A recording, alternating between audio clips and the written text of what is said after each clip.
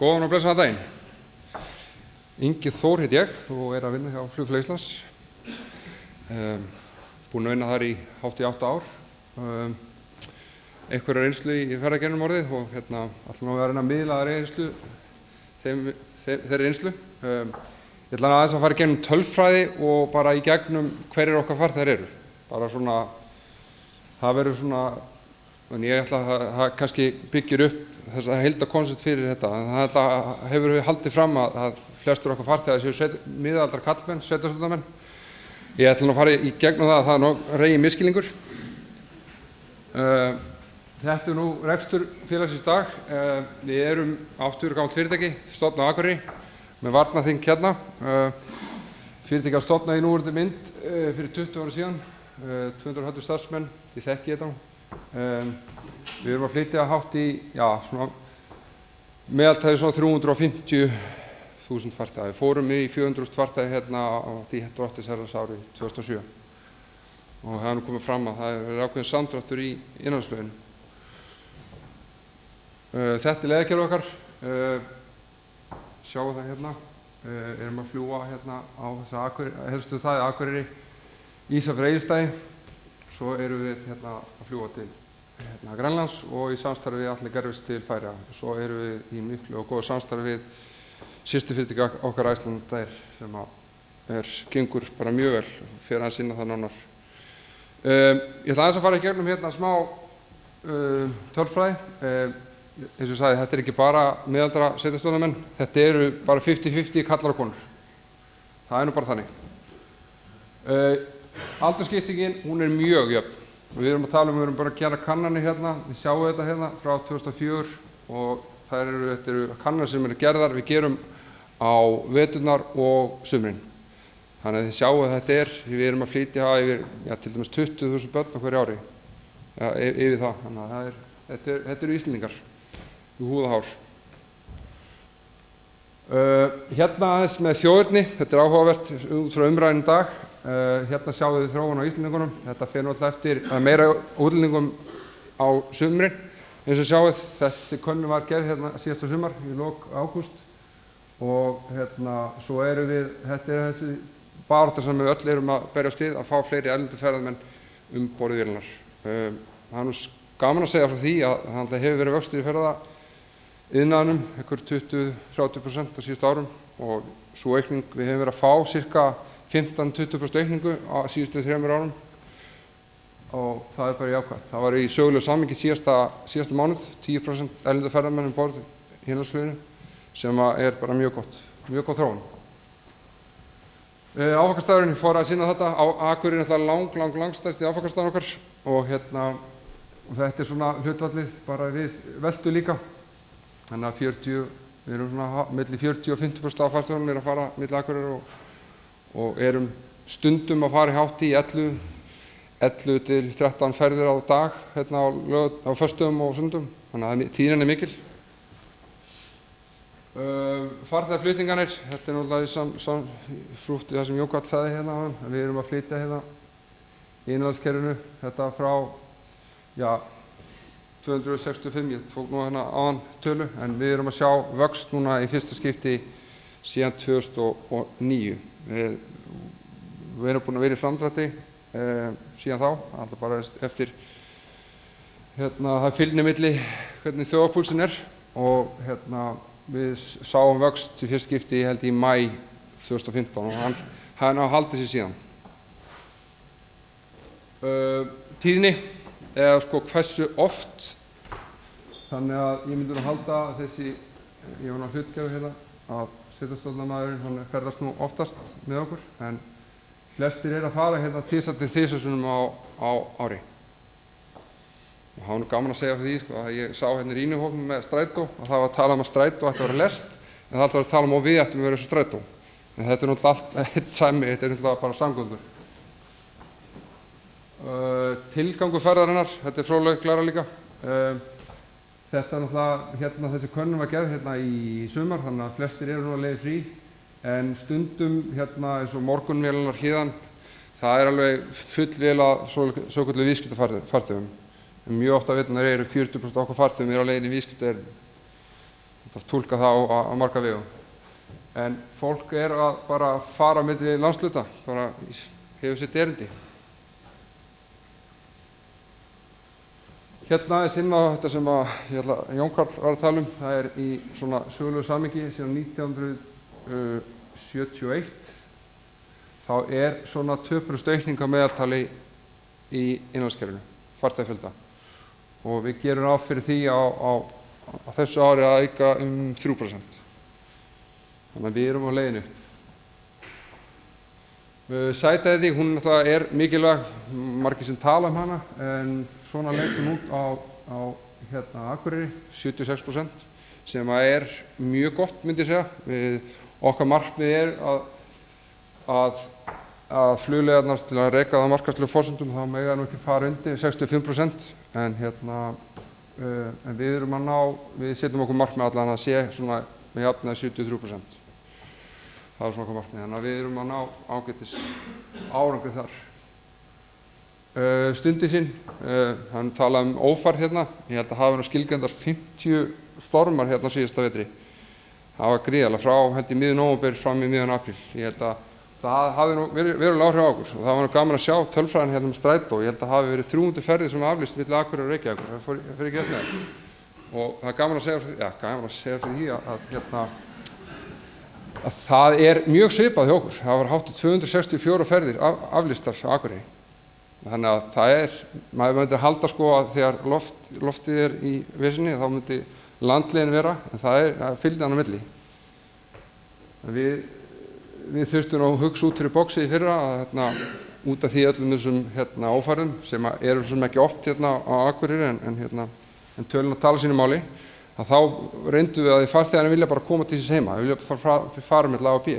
Þannig að við fórum í það að bjóða upp á rútuferðir sem að bara koma farþegarnir milli Akureyrar, Reykjavíkur eða öfugt og Ísafjarðar þannig að það hefur bara, við gerum þetta ekki oft en þegar við sjáum fram að vera ófært kannski 2-3 daga þá gerum við þetta.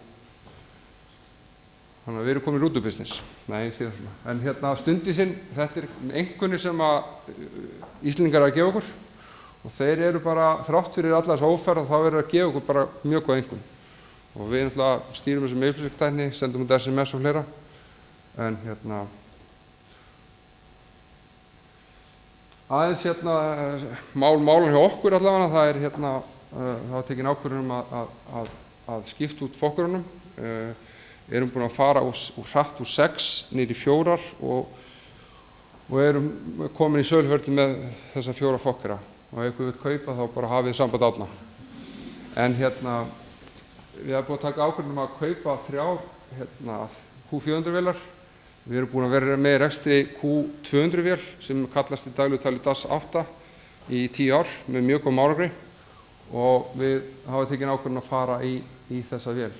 Og ég held að akkurat As we speak sé fyrsta vélin í flugi í leiðinni málningu í Bretlandi og á alltaf fyrsta flug 4. mars. Þannig að það eru spennandi tímar framöndan. Erlendi ferðamenn, þetta var nú titillinn á fyrirlestrinum, það við erum að vinna ansi markvisst að því að auka fjölda erlendra ferðamanna í innanlandsfluginu og í mörg ár höfum við verið svona, í kringum 10% og erum dagstæðilega að vinna því með okkar samstarfsaðilum, það bara ferðaskrifstofur á Íslandi og út í heimi að setja innanlandsflugið sem hluta af pakkanum, þannig að við erum á árangri, þetta bara að vinna og við erum að fara, svo komum fram, aukning erlendra ferðamanna 20-30% búin að vera síðustu árum, en við erum að fara svona hratt, við ná ykkur 15-20% aukning á hverju ári, þannig að hlutfallið okkar að fara svona hratt upp í 12-13% og við viljum sjálfsögðu meira.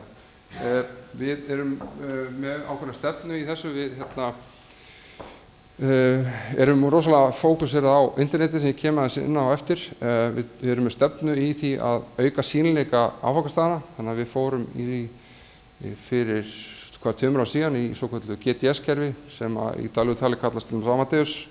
Þannig að við erum búin að fara inn í 5 kerfi, þannig að áfangastaðurinn Akureyri meira sýnilegur í kerfunum og það hefur við gert í samstarfi Icelandair. Og Icelandair hefur líka tekið mikla ábyrgð á því að þeir hafa sett Akureyri Egilsstað og Ísafjörð inn í sína bókunarvélar á netinu. Þannig að sýnileikinn áfangastaðarins Akureyri er orðinn mikið sýnilegri. Ég ætla nú ekki að sýna, ég ætla að sýna þetta, það er búið að tala þetta mikið hérna. Þetta er rosalega góð skýrsla sem kom hérna var unni 2013-14. Ég fá nú afrið þessu, þannig að það var einn af þeim niðurstöðum þessar skýrslu sem var innanríkisráðuneytinu, það var það að það líka endalaust tækifæri í innanlandsfluginu en það þurfa allir að leggjast á eitt og það er aðalega það að innanlandsfluginu pakki af heildinni. Þannig að þegar ferðaskrifstofur út í heimi að búa til að selja Ísland að innanlandsflugið sé sett inn. Og þetta er nú bara eitt hlut af því hvað við sem fyrirtæki erum að gera dagsdaglega. Þetta er bara hlut af því sem við erum að gera þessi misserinn. Þetta er þess ferðasýning sem við erum að fara á til að selja Akureyri sem áfangastað og Egilsstað og við ætlum að skilgum okkur sem landsbyggðarfyrirtæki og erum á fullu á sýningum að reyna að selja innanlandsflugið og ferðaþjónustu á Íslandi ásamt fleirum. Þannig að við erum á fullu. Aðeins inn á hvernig fólk bókar okkur. Þetta er við erum að ná rosalega góðum árangri þarna. Þetta er endar netkönnun sem við gerðum, þannig að hlutfallið af bókunum er aðeins hærra, en við erum svona 70 til 80% af okkar tekjum koma ekki inn internetið. Það er bara verð stýring. Og við erum bara mjög stolt af þessum árangri og við öllum okkur meira. Og allir okkar vöruþróun gengur út af það, allar okkar vörur, ef það er ekki seljan á netinu þá nánast seljum við það ekki. Það er bara svo gróft. Þannig að við erum mjög markvisst og þetta hefur líka með hagræðingu að gera, að vera ábyrg í rekstri, þannig að við getum haldið kostnaði niðri. Áhugaður klæra alveg í lokin. Það er hversu löngu fyrir brottför og það sem við viljum hafa er akkurat svona. Við viljum að fólk, þessi verðstýringar viljum að farþegar og Íslendingar bóki sig sem fyrst. Þannig að það er svolítið að finna við það. Við vorum að ná þessum árangri fyrir 2007-2008 og svo þegar fjármagnskreppan skrappa á, þá duttum við aftur í það. Það var tortryggni í samfélaginu og fólk var ekki að skipuleggja. Þannig að fólk dróð sig aðeins tilbaka og var ekkert að bóka mikið fyrirfram. Þannig að við erum á leiðinni í rétta átt með það að við viljum sá vélarnar þéttast vel fyrirfram. Og þetta gerum við bara með verðstýringu. Þetta er eitthvað áhugavert hérna. Þetta eru Íslendingar sem að greiða úr eigin vasa. Þetta rokkar svona frá 60% upp í 75%. Þannig að þetta eru bara Íslendingar sem að borga flugið fyrir sjálf. Þetta er ekki miðaldra setjum menn sem að láta borga flugið fyrir sjálfur. En þetta er samgöngur. Svo kemur inn á eitt í lokin. Hann er búið að tala það að innanlandsflugið sé svo svakalega dýrt. Ég er alveg mjög ósammála því þetta. Það kemur ekki á orð, en þetta er spurning sem er oft vond að fá og við viljum samt fá hana. Og það er alltaf gaman að segja að Íslendingar gefa okkur bara fallengun. Við segja bara að við séum mjög ósakjörn. Og svo kemur útlendingurinn og gefur okkur bara 9-10 einhvern, bara topp einhvern. Og þau veist okkur bara frábært, ekki mál að borga þetta. Þannig að það er bara spurning við hvað miðar þau. Þannig að þetta er mjög áhugaverð klæra. Þannig að við erum svona, þetta er umræða sem við aldrei munum vinna en við tökum hana. Aðeins út að verð samanburð og það var tekin, við tókum við bera saman sambærilega vél fyrir sama flugtíma og er Víðru í Noregi, þannig að er 40 tíma flug, það er svipað sambærilegt á Ísafjörður, þannig að við tökum, í síðustu tökum hæsta verðið og lægsta verðið. Þannig að hæsta verðið hjá Víðru er 35 skall og lægsta 13 skall. Lægst hjá okkur er 75 skall, hæst 21.000. Munurinn er 65-80%. Tölun að tala sínu máli og við þekkjum það að keyra hérna. Þetta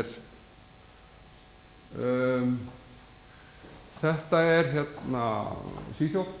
Þá tökum við hérna flugleið sem hún hérna klukkutími, sama hérna á Egilsstaði.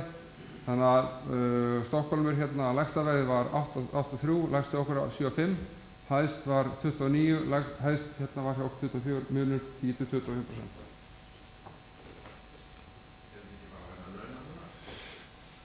Það örugglega niðurstaða þessa, það kaupmátturinn, það gæti verið það.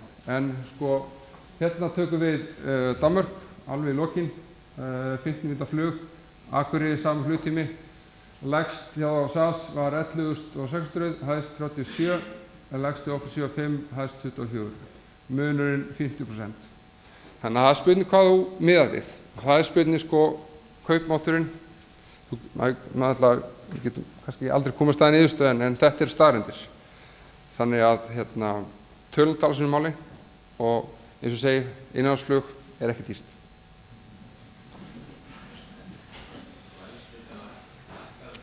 Það að lækka, launakostnaðar hækka en svona rúsina pylsuendunum þessi breyting sem á sér stað hjá okkur. Þetta mikið undir en mikið undir þannig að það mikil breyting, aldrei hefur orðist mikil breyting á fyrirtækinu en rosalega jákvæð. Og það sem við náttúrulega að gera bara að sýna svokallega samfélagslega ábyrgð.